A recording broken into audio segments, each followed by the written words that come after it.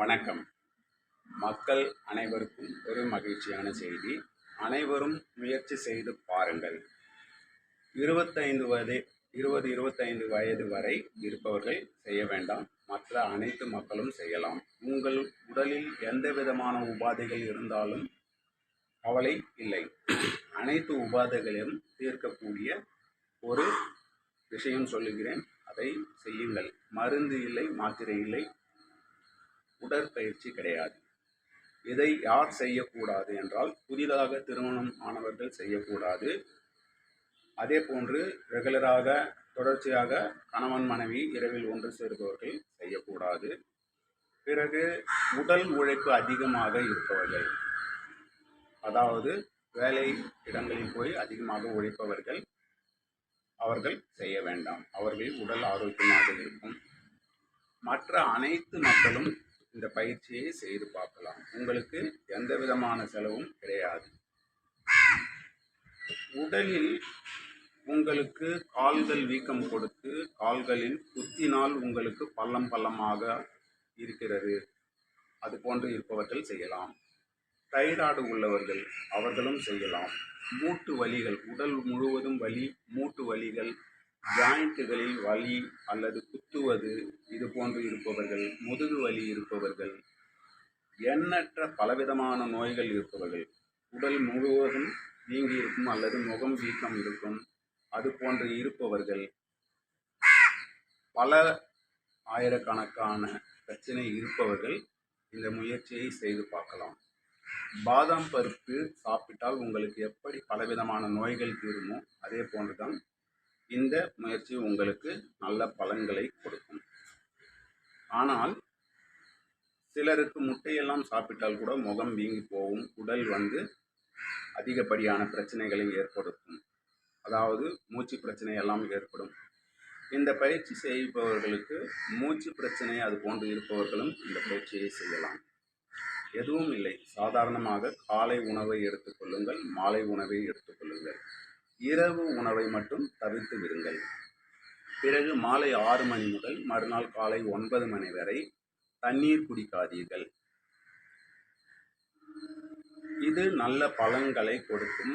உங்களுக்கு காலையில் முடியவில்லை என்றால் காலை 6 மணி உடன் நிறுத்திக் கொள்ளுங்கள். அதாவது மாலை 6 மணி முதல் காலை 6 மணி வரை தண்ணீரும் குடிக்கக்கூடாது, உணவு எதுவும் எடுக்கக்கூடாது.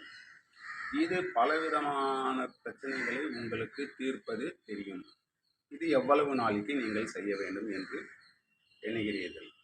உங்களால் முடிந்தவரை 2-3 நாட்கள் முதல் 1 வாரம் அல்லது 10 நாள் வரை கூட செய்யலாம். ஆனால் உங்களுக்கு இது செய்யும்போது உடல் ஆரோக்கியமாக இருக்கும். ஆனால் உங்களுக்கு ஒரு டயர்ட்னஸ் இருப்பது போன்று இருக்கும். இது ஏனென்றால் உங்கள் உடலில் நீர் சத்து அனைத்தும் எதுவும் இல்லாததனால் உடலில் உள்ள உமிழ்நீர்கள், அதாவது நாக்கில் எச்சில் ஊறுவது போல் உடலில் இருந்து நீர் சுரந்து அதுதான் உங்கள் உடல் ஆரோக்கியத்திற்கு தேவையான மருந்தாக மாறுகிறது.